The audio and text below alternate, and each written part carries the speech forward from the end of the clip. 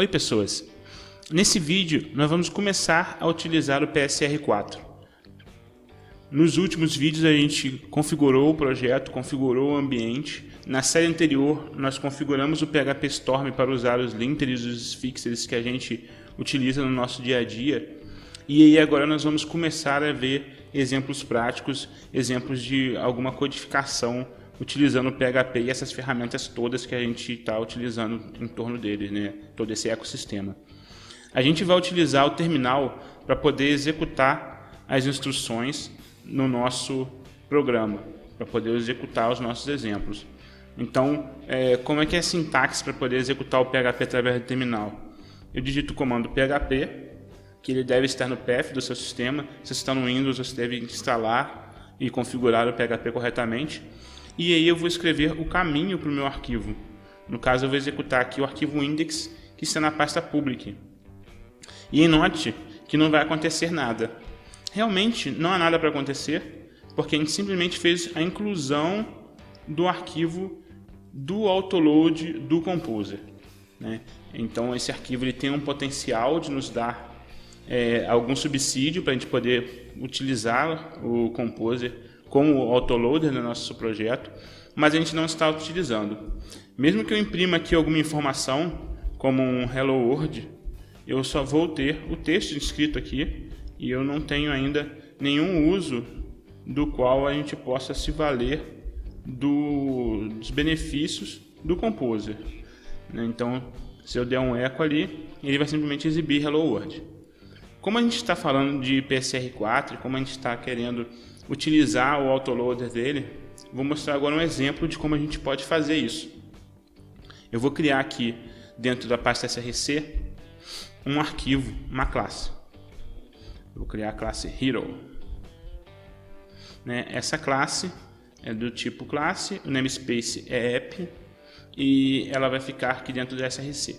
Note que o PHP Storm ele já identificou o namespace app para mim e me ofereceu o namespace. Por que ele conseguiu fazer isso? Porque ele identifica as configurações que são feitas no nosso arquivo Composer.json e ele faz o mapeamento desses diretórios para a gente. Então ele identificou aqui, ó, pode perceber que o src está meio azul, né? Acho que é azul essa cor. Ele foi marcado como um diretório de root, um diretório de códigos-fonte, um source root. Então ele está sendo identificado como fonte de arquivos, como fonte de código-fonte que vai ser utilizado, né, dentro do escopo do projeto. Então, criando um arquivo para esse namespace, ele fica com essa aparência aqui. O namespace sempre aqui em cima, indicando qual é o namespace desse arquivo e em seguida o nome da classe com o seu escopo. Então eu vou criar aqui dentro dela um método para mim poder fazer impressão. Eu vou chamar ele de hello e aí ele vai simplesmente, nossa, não estou conseguindo escrever hello. Ele vai simplesmente fazer um eco da mesma forma que a gente tinha feito lá fora no nosso index, só que agora a gente vai fazer ele dentro da nossa classe, né, para a gente poder ver o uso do PSR4 em ação. Então eu simplesmente criei uma classe Hero, criei essa classe com uma função chamada hello e eu vou usar ela dentro do meu index. Então aqui eu vou fazer uma variável Hero, receber uma classe Hero. Note que o autocompletar da ferramenta ela já me ofereceu a classe Hero conforme eu fui digitando, e quando eu selecionar ela vai identificar o namespace para mim. Ela fez dessa forma aqui, que é a forma curta, mas ela poderia fazer essa configuração aqui, ó. Essa configuração aqui, utilizando o operador use, é simplesmente um apelido para minha classe Hero, para mim não ter que ficar escrevendo toda hora esse caminho completo. Acredite em mim, isso pode ficar bem grande, dependendo do tamanho dessa aplicação. Esse caminho aqui ele pode chegar até 6 ou 7 níveis. E é a mesma coisa que aquela primeira instrução que ele tinha feito, só que uma fica aqui em cima e a outra fica inline. Na prática as duas são a mesma coisa. Em seguida eu vou executar aquele método que eu criei, aqui como instrução do meu arquivo. E agora eu vou vir aqui e vou executar o meu arquivo. Então a mesma instrução que eu tinha dado anteriormente, ela agora está sendo feita através da minha classe que foi carregada através do autoload do PHP. Eu não tive que fazer nenhum outro require além desse primeiro. Eu ainda posso fazer esse mesmo mapeamento de uma classe para outra. Então, se eu estivesse aqui dentro dessa classe e quisesse usar uma outra, eu poderia.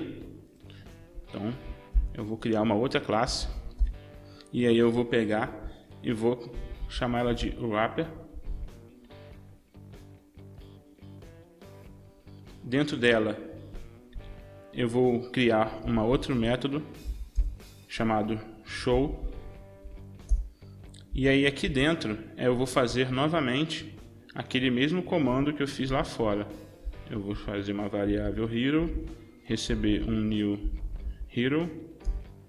Note que como eles estão no mesmo namespace, eu não preciso fazer o use, não preciso fazer nenhum tipo de import, mas ele já vai resolver isso para mim. Então eu vou fazer aqui o hero hello.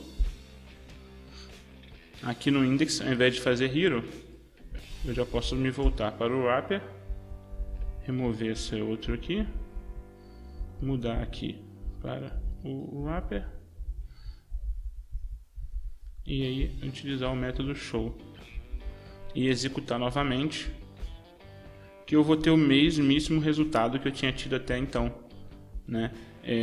As classes começam a se relacionar e começam a se organizar entre si, sem que a gente precise ficar incluindo uma na outra e etc. Nos próximos vídeos a gente vai explorar um pouco mais isso.